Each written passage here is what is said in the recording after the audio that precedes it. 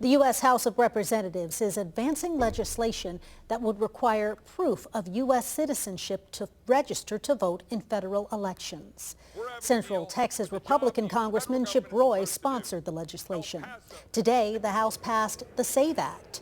And under current law, people registering to vote have to provide a state driver's license number or the last 4 digits of their Social Security number.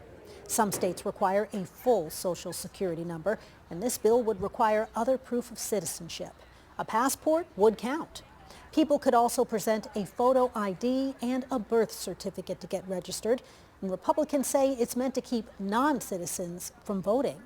But Democrats who voted against the bill say many citizens don't have a passport or don't have both a photo ID and birth certificate readily available.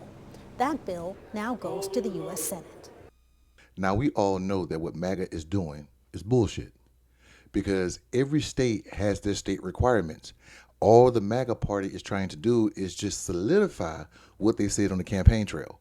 Everyone knows when you go to vote, you have to show proof of citizenship, proof of residency in Alabama, maybe 2 bills like a water bill and a light bill. You got to show that stuff anyway just to get your ID card. But they're doing this just to solidify their base to say, look, we're trying to get illegals to not vote in our elections when illegals don't vote in our elections. But MAGA can commit those same crimes all day. The director of national intelligence, Tulsi Gabbard, who used to be a Democrat but went to the wild side, she claimed her residency in Texas. She claimed her homestead tax-free exemption in Texas. And then she went and voted in Hawaii for the presidential election. She committed voter fraud because you can't do that. I've read a portion of the bill that they sent to the Senate, and some of the requirements we've already done. If you have the STAR card, you've already done this. You provided a proof of citizenship. You've provided proof of residency. You've already done that. Here is Alabama's requirements to register to vote. But here's also the requirements to get the STAR ID. It's the same that's in this bill. What they're doing is just trying to show that, look, MAGA, we're doing what we said we were going to do.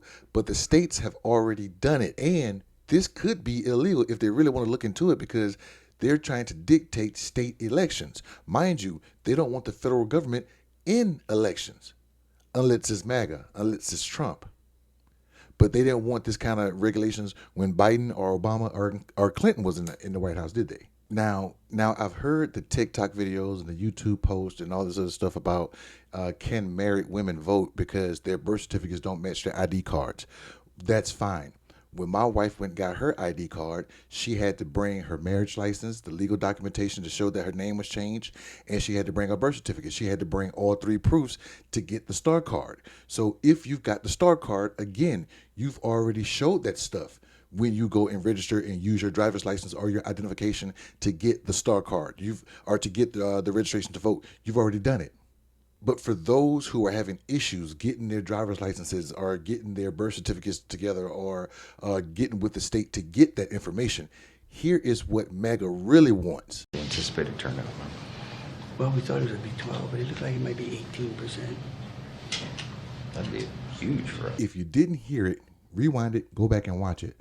That was Speaker of the House of Representatives, Mike Johnson from Louisiana, who represents Louisiana, talking to the Louisiana governor about the voter turnout that was going to be going on with some of the constitution changes where they wanted to charge children with crimes as adults.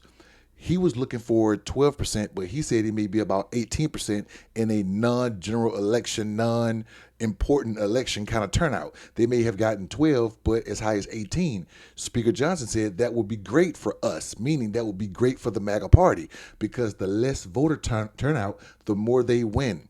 I'm going to say it again. The less voter turnout, the more MAGA wins. And just to give you an update on that, voter turnout was around 21%. And because it was 22%, they lost all those amendments that they wanted to put in Louisiana Constitution. Just that percentage point, just that 1 to 2 percentage point changed the trajectory of what MAGA was trying to do. The larger voter turnout, MAGA lose. Go back to when Biden won. A large percent of people voted in that election. Trump lost. About 31% of people did not vote in the last presidential election. When they have lower voter turnout, MAGA wins. And if they can give more credence to IDs and birth certificates and all that kind of stuff, if they can scare people into not getting their IDs and restricting DMV locations and access to DMVs, that hurts voter turnout. That's all MAGA wants. What do you think?